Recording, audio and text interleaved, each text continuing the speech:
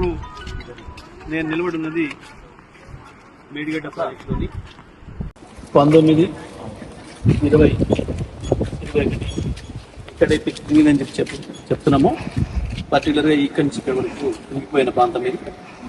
ఈ గేట్ ఒక్కటి పోయింది, మనం కట్ చేసిండ్రు, కుంగిపోయింది కాబట్టి ఇక మిగతా మొత్తం బ్యారేజ్ అంతా కూడా ఇప్పుడు మనం వచ్చుకుంటూ వచ్చినాం. కూడా ఆ ప్రాంతమే కాదు ఈ ప్రాంతం కూడా ఇప్పటికి కూడా సేఫ్ అనే ఉంది. ఇవాళ 10 లక్షల క్యూసెక్ల ప్రవాహం ఉంది. అయినా మనకు కనబడుతున్నాయి, ముందు వైపు వెనక వైపు నీళ్ళు కనబడుతున్నాయి. అయితే ఇది గతంలో 28 లక్షల క్యూసెక్ల పైగా నీళ్ళు రావడం జరిగింది ఇక్కడ. ఇది ఇప్పుడు మనం అటువైపు వెళ్దాం.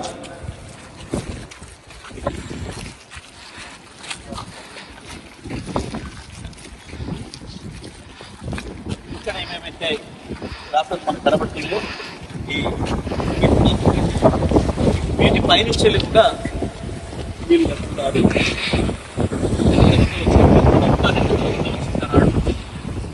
అయినప్పటికీ కూడా బ్యారేజ్ ఖర్చు జరుగుతుంటూనే ఉంది. ఈ ఒక్క ప్రాంతంలో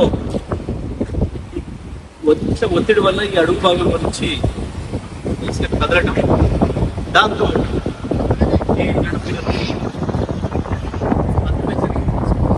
అయినా ఈ బ్యారేజ్తో సంబంధం లేకుండా మనకి 20 కిలోమీటర్ల అయినా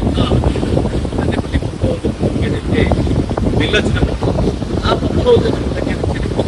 చేసేది ఈ బ్యారేజ్కి కానీ వాటికి కానీ దాని నుంచి నీళ్ళు లిఫ్ట్ చేయడానికి కానీ ఎటువంటి సంబంధం లేదు. అది ఎప్పటికీ నీళ్ళు లిఫ్ట్ చేస్తూనే ఉండే అవకాశం ఉంది.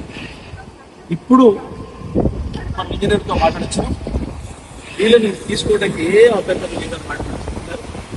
కేవలం సుందిల్లా అన్నారంలో మళ్ళీ అక్కడేదో ఇబ్బందులు వస్తాయి అని చెప్పి ఎన్డీఎస్ఏ వద్దని చెప్తున్నారు. పూర్తిగా కూడా ఇది అబద్ధం. ఎక్కడ ఏ ఇబ్బంది కూడా లేదు. కేవలం ఎన్నికల ముందు దుర్మార్గమైన ప్రచారం చేసింది కాబట్టి, మొత్తమే లేదు కాలుష్యం పుట్టుకపోయింది అని చెప్పి ప్రచారం చేసేది కాబట్టి, మన నీళ్ళు ఇస్తే నేను చెప్పింది అబద్ధం అని చెప్పి ప్రజలకు తేలిపోతుంది. కేసీఆర్ గారి మేము చేసేది దుష్ప్రచారం అనే విషయం ప్రజలకు తెలిసిపోతుంది. మా బండారం బట్టబయలుతుందన్న భయంతో లక్షలాది ఎకరాలకు నీళ్ళు ఇవ్వక లక్షల మంది రైతులు ఉసురు పోసుకుంటుంది ఇవాళ కాంగ్రెస్ పార్టీ ప్రభుత్వం. అసలైన తొలి వెలుగు. ఫాలో వాట్సాప్ @తొలి వెలుగు official.